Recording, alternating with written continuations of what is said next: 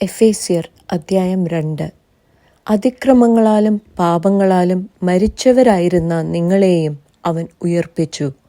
അവയിൽ നിങ്ങൾ മുൻപേ ഈ ലോകത്തിൻ്റെ കാലഗതിയെയും ആകാശത്തിലെ അധികാരത്തിനും അനുസരണക്കേടിൻ്റെ മക്കളിൽ ഇപ്പോൾ വ്യാപരിക്കുന്ന ആത്മാവിനും അധിപതിയായവനെയും അനുസരിച്ചു നടന്നു.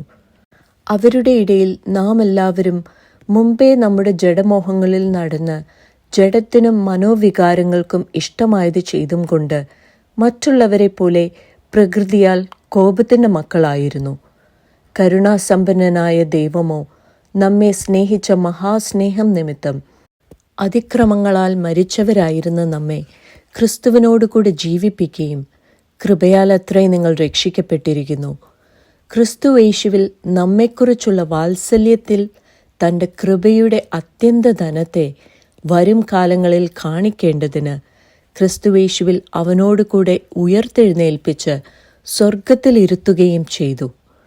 കൃപയാലല്ലോ നിങ്ങൾ വിശ്വാസം മൂലം രക്ഷിക്കപ്പെട്ടിരിക്കുന്നത്. അതിനും നിങ്ങൾ കാരണമല്ല, ദൈവത്തിൻ്റെ ദാനമത്രയാകുന്നു. ആരും പ്രശംസിക്കാതിരിപ്പാൻ പ്രവൃത്തികളും കാരണമല്ല. നാം അവൻ്റെ കൈപ്പണിയായി സൽപ്രവൃത്തികൾക്കായിട്ട് ക്രിസ്തുയേശുവിൽ സൃഷ്ടിക്കപ്പെട്ടവരാകുന്നു. നാം ചെയ്തു പോരേണ്ടതിന് ദൈവം അവ മുന്നൊരുക്കിയിരിക്കുന്നു. ആകയാൽ നിങ്ങൾ മുൻപേ പ്രകൃതിയാൽ ജാതികളായിരുന്നു.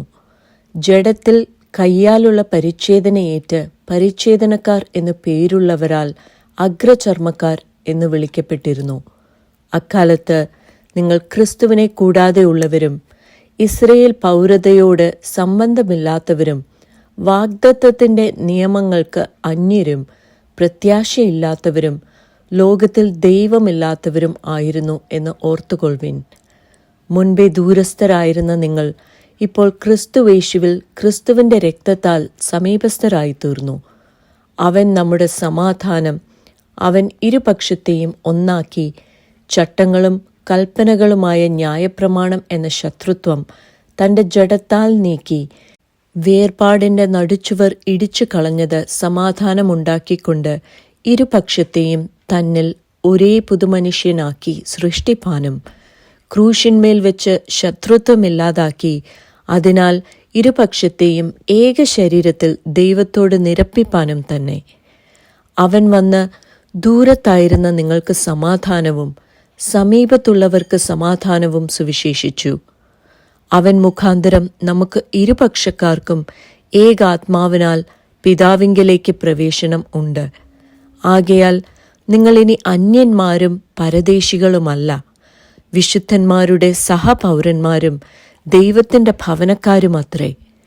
ക്രിസ്തുയേശു തന്നെ മൂലക്കല്ലായിരിക്കെ നിങ്ങളെ അപ്പോസ്തോലന്മാരും പ്രവാചകന്മാരും എന്ന അടിസ്ഥാനത്തിന്മേൽ പണിതിരിക്കുന്നു.